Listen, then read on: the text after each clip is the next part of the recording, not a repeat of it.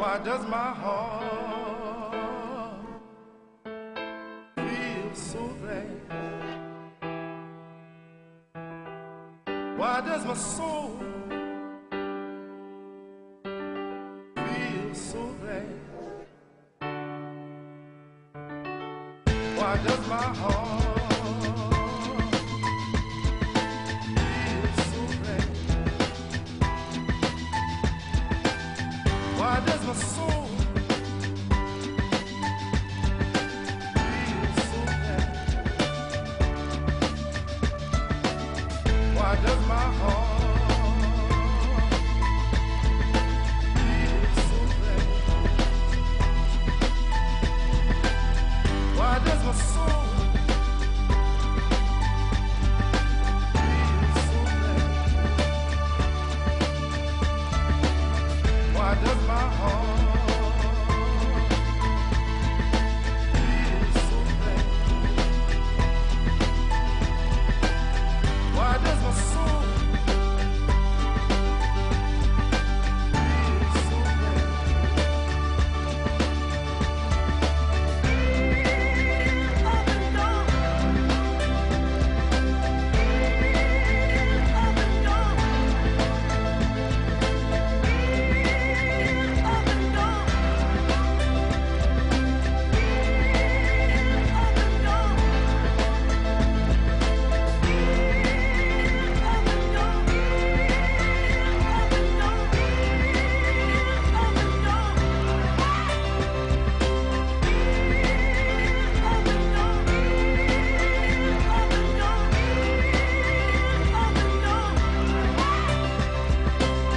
Why does my heart feel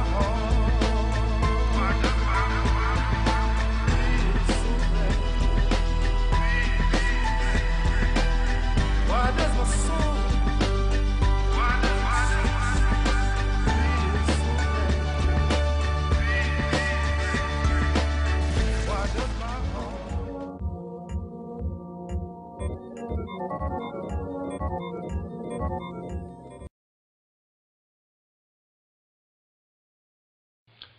What do I want to say? I started investigating Incarnation Children's Center in about 2003. What I discovered was that this thing had been an orphanage. The orphanage is in a poor part of New York. Now, for some reason, my government medical institution, the National Institute of Health, and various pharmaceutical companies thought that this population of kids was the ideal population to use in drug trials. These kids were miserable, you know, and they had all of the effects in the body that you would associate with all of these drugs.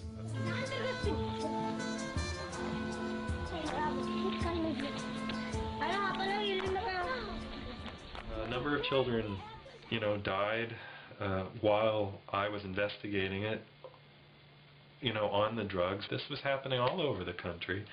It's happening in the Dominican Republic, in India, in Africa, that you can use kids who have nobody to look out for them in these trials.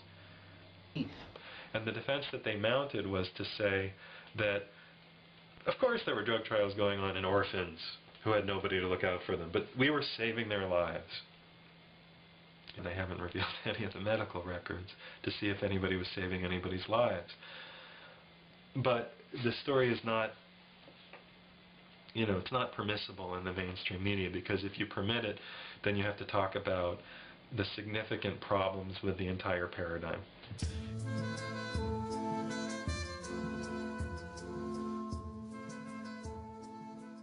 We need a Martin Luther, you know. We need a heretic, but maybe it's just not the right time. I have a dream. All you have to do is go to the World Health Organization and find out how they do their estimates. And they'll tell you that they do their estimates by testing a handful, a couple hundred or a couple thousand of leftover blood samples from pregnant girls, left over in clinics in you know, sub-Saharan Africa. They'll test these with a particular kind of test that we mistakenly call an HIV test. It's actually a test that comes up positive for pregnancy and worms and malaria and tuberculosis and everything else. and they'll take the results of that test and extrapolate it to the entire major illness in Africa. There are plagues and epidemics in Africa: malaria, tuberculosis, dysentery, lack of water, lack of infrastructure, puppet governments, chronic war zones, tribal infighting, famine, drought, pestilence, flood. Unfortunately, none of that really sells. I can't make $50 billion by telling people that. But if I put a red ribbon on it, and I want to sell some condoms and some drugs, I can't tell you the number of people I've spoken with inside the AIDS Beltway, inside of AIDS research, who in the quiet, private moments, late in the evening's conversation, will admit and capitulate to every single one of my points. Yes, the tests aren't standardized. Yes, the drugs are poisonous. Yes, no gold standard means there's no actual purification. Yes, on and on and on and on. But when the sun comes back up and they have to go to work, they have to go to work. They have to go back into the laboratory and run the PCR and hope that maybe they can make some sense of it for their boss, who has to deal with Merck or ABBIT or Pfizer or Bristol Myers Squibb. And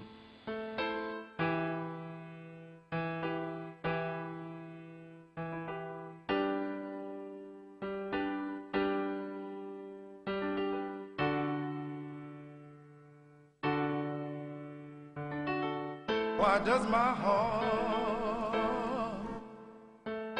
feel so glad? Why does my soul feel so glad? Why does my heart feel so glad? Why does my soul feel so glad? Why does my heart feel so glad? Why does my soul feel so glad? Why does my heart feel so glad? Why does my soul feel so glad?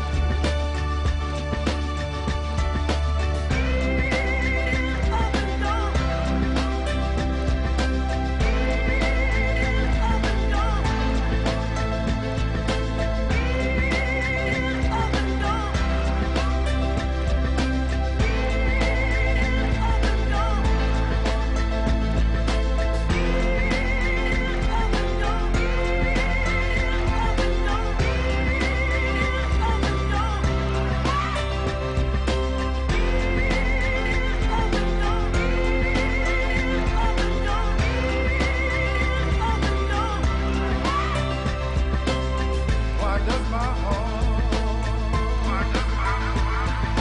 feel so glad? Why does my soul feel so glad? Why does my heart feel so glad? Why does my soul